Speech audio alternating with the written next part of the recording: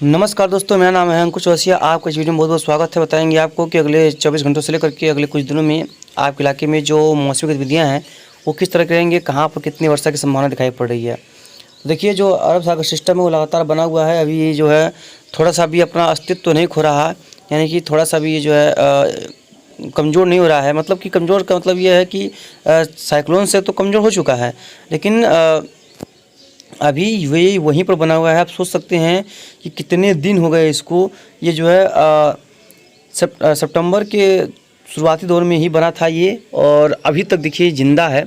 और ये अरब सागर में ही ये जो है वो चल रहा है और लगातार यहाँ पर ये बना हुआ है।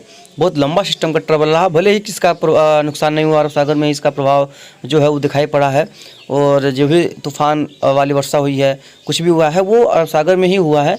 लेकिन इतना लंबा सिस्टम चला है, आप ये देख सकते हैं कितना ज़्यादा ये लंबा ये चला है सिस्टम। जस्ट उसके बाद देखेंगे एक जो सर्कुलेशन है वो पंजाब के आसपास बना हुआ है। देख पाएंगे ये यही जो है वेस्टर्न डिस्टर्बेंस का सर्कुलेशन था, जो यहाँ पर पंजाब, हरियाणा, दिल्ली, राजस्थान, उत्तर प्रदेश के पश्चिमी भाग, कुछ सेंट्रल पार्ट्स में बहुत अच्छी वर्षा दिया है।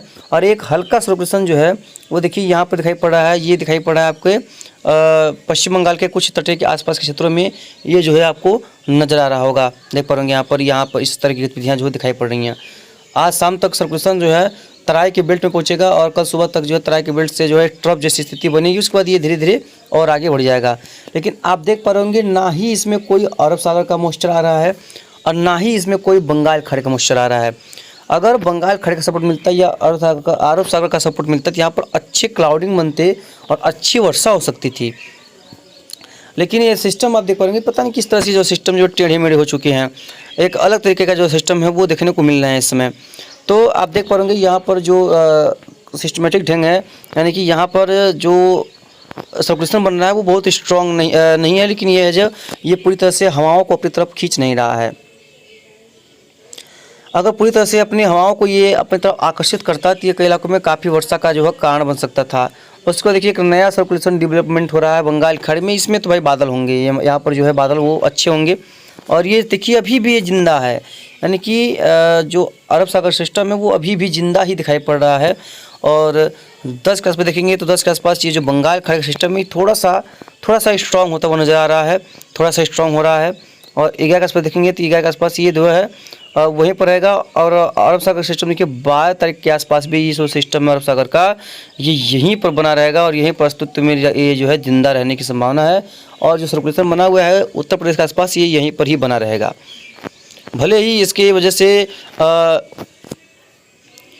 रेनफॉल वगैरह नहीं होगी, भले ही नहीं होगा, लेकिन क्योंकि ये शुष्क सिस्टम है, शुष्क वाला, तो यहाँ पर कोई खास प्रभाव नहीं होगा।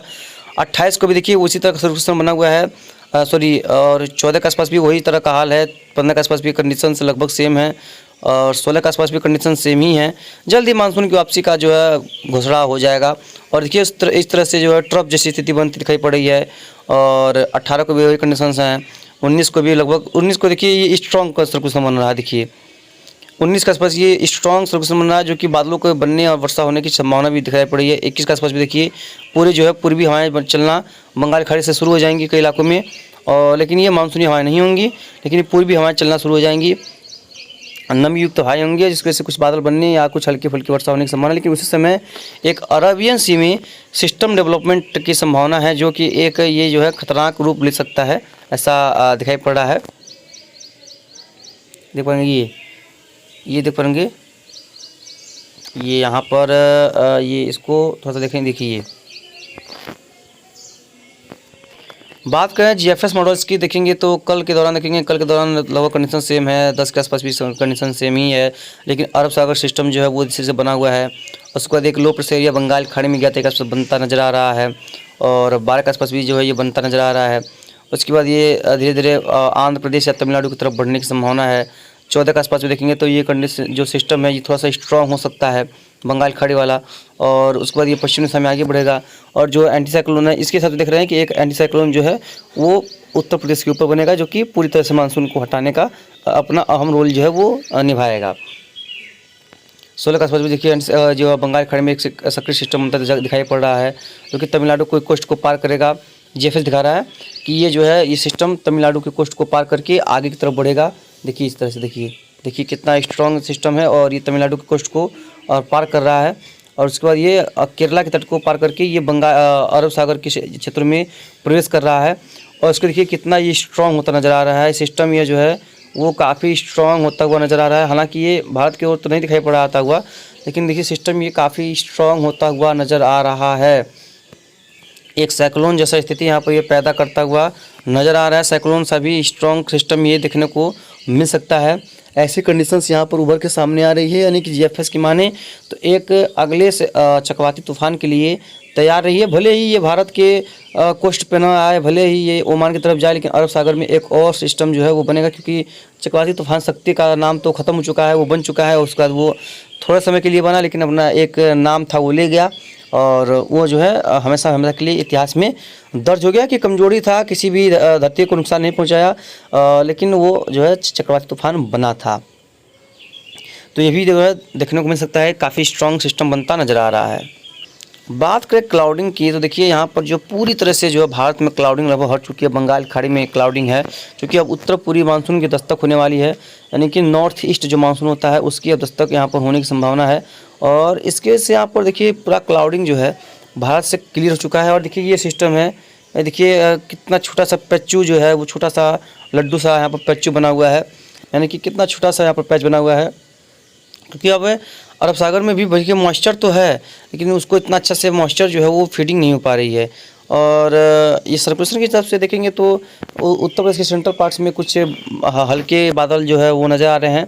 इनका प्रभाव बहुत ज़्यादा नहीं रहेगा, और ना ही इनका जो है रेनफॉल से कोई लेना देना होगा। पूर्वोत्तर में भी देखिए वर्षा में अब कमी आएगी। पूरा भारत में जो है वर्षा में अब लगभग बहुत भारी कमी आने की संभावना है। मौसम शुष्क हो जाएगा, साफ़ हो जाएगा, क्लियरिटी हो जाएगी। क्योंकि अब आने वाले समय की अगर बात करें तो आने वाले समय में अब कई दिनों तक वर्षा की संभावना नज़र नहीं आ रही है, और ना हो तो अच्छा है, क्योंकि अब फसलों को नुकसान भी होगा। दूसरी बात यह है कि त्यौहार वगैरह भी आ रहे हैं, तो उनको भी ये नुकसान कर सकता है। तो इसीलिए फ़िलहाल तो अब मानसून की वापसी अब धीरे धीरे अगले 4-5 दिनों में पूरी तरीके से जो है 12-15 अक्टूबर तक तो पूरे लगभग देश के लगभग कई भागों से, आधा भाग से ज़्यादा भागों से मानसून जो है विदा ले लेगा और अलविदा कह जाएगा अगले साल तक के लिए। उसके बाद फिर जो है मई में वापस जो है अंडमान सागर में दस्तक देगा। तो यानी कि आज से लेकर के अगर बात करें तो अभी मानसून की वापसी होने को ही है, लेकिन नवंबर, दिसंबर, जनवरी, फरवरी, मार्च, अप्रैल, मई, यानी कि 7 महीने के बाद, अभी साल भर भी नहीं है, 7 महीने के बाद मानसून की जो है फिर से आगमन जो है वो भारत में हो जाएगा। तो फिलहाल देखेंगे तो जो भी होगा उसके बारे में आपको लगातार आगे अपडेट करते रहेंगे, कहाँ पर कैसी वर्षा होगी, कितनी वर्षा होने की संभावना है, और किस तरह की जो रेनफॉल की एक्टिविटी है वो देखी जा सकती है, उसके बारे में पता चलेगा। चलिए मिलते हैं इस नेक्स्ट वीडियो में। लगातार चैनल पर आप लोग बने रहिएगा और सब्सक्राइब कीजिए, लाइक कीजिए, शेयर करना मत भूलिएगा। जैसे किसी भी प्रकार से अगर दिक्कतों का सामना हो तो हम आपको लगातार अपडेट करते रहें कि यहाँ पर इस तरह का कंडीशंस बनने वाला है, यहाँ पर इस तरह का कंडीशन बनने वाला है, और कहाँ पर कैसे कंडीशंस होगा इसके बारे में आपको लगातार आगे अपडेट करते रहेंगे। धन्यवाद।